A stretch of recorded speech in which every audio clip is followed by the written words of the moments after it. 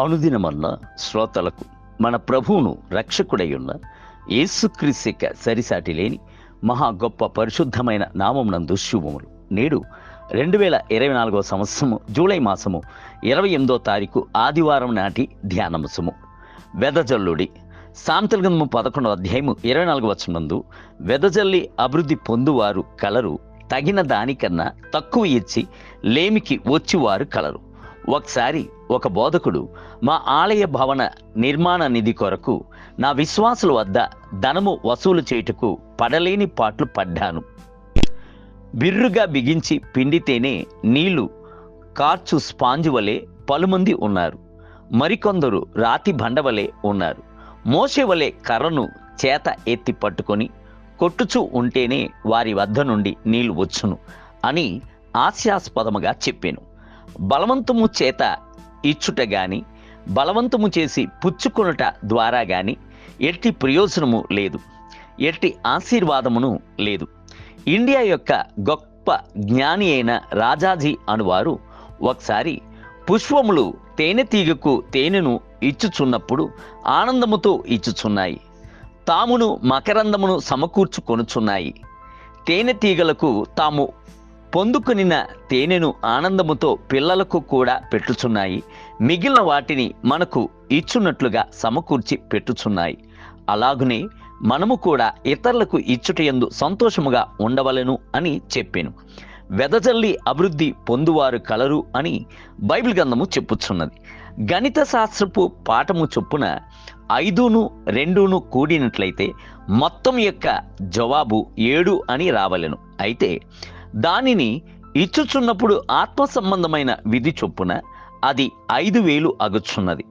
5 రొట్టెలను 5 చేపలను ఇచ్చినప్పుడు ప్రభు దాన్ని బట్టి 5,000 మందిని పోషించలేదా? ప్రభు యొక్క హస్తములకు మనము ఉదారత్వముతో ఇచ్చుచున్నప్పుడు అది అభివృద్ధి చెందుచున్నది. మిగిలిన వాటిని మనము 12 బుట్టలతో సమకూర్చుకొనుచున్నాము. ఒక వేడుకైన కథను చెప్పుచుందురు. ఇతరులకు వెదజల్లి ఇచ్చేటువంటి ఒక మనుషుడు మిగుల వ్యాధిగ్రస్తుడై వైద్యుని వద్దకు వచ్చాను. ఆ సమయం నందు వ్యాధిగ్రస్తునికి లాటరీ చీటీ యందు 5 లక్షల రూపాయల బహుమతి వచ్చనని వార్త వచ్చాను. అట్టి వార్తను పట్టుకొని వచ్చిన వారి వద్ద వైద్యుడు చెప్పెను, మీరు ఇట్టి వార్తను వెనువెంటనే ఆయనకు తెలియచేయుకుడి. ఆయనకు హృదయము బలహీనముగా ఉన్నది. నేను నిదానముగా కొద్ది కొద్దిగా ఈ అంశమును ఆయనకు తెలియజేసేదును అని చెప్పాను. ఆ తరువాత వైద్యుడు వ్యాధిగ్రస్తుని చూచి, అయ్యా, మీకు లాటరీ చీటీ యందు మీకు 100 రూపాయలు బహుమతి వచ్చినట్లయితే ఏమి చేయుదురు అని అడిగాను. అందుకు ఆయన, 10 మంది పేదవారికి కడుపార భోజనము పెట్టించేదను, మిగిలిన వాటిని నా పిల్లలకు పంచి పెట్టేదను అని చెప్పాను. చివరిగా డాక్టర్ గారు, మీకు 5 లక్షల రూపాయలు వచ్చిందని అనుకోండి, అలాగైతే మీరు ఏమి చేయుదురు అని అడిగాను. అందుకు వ్యాధిగ్రస్తుడు చెప్పాను, అయ్యా, అలా వచ్చినట్లయితే 3 లక్షలు మీకు ఇచ్చేదును అని చెప్పిన వెంటనే వైద్యుడు అదిరిపోయి, నాకు 3 లక్షల అని చెప్పుచూనే గుండెపోటుతో చనిపోయాను. ప్రభు అనేకులకు సంపదను ఇవ్వకపోటుకు గల కారణము వారు దేవుని యొక్క నమ్మికకు పాత్రులుగా ఉండకపోటే. సంపద వచ్చుచున్నప్పుడు వారు గతి తప్పి తడబడుచుందురు.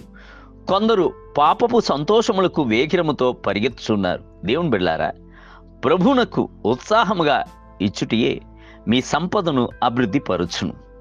నేటి ధ్యానమునకై బీదలకిచ్చు వానికి లేమి కలుగదు, కన్నులు మూసుకుని వానికి బహుశాపములు కలుగును. సామెతల గ్రంథము 28వ అధ్యాయము 27వ వచనం. నేటి వేద పట్టణము కీర్తన గ్రంథము 46, 47 మరియు 48 అధ్యాయములు. అపోస్తల కార్యములు 8వ అధ్యాయము సాయంత్రం వేద పట్టణము. ప్రభు మిమ్ములను ఈ పునరుద్ధానపు దినమునందు ధారాళముగా దీవించునుగాక. ఆమేన్.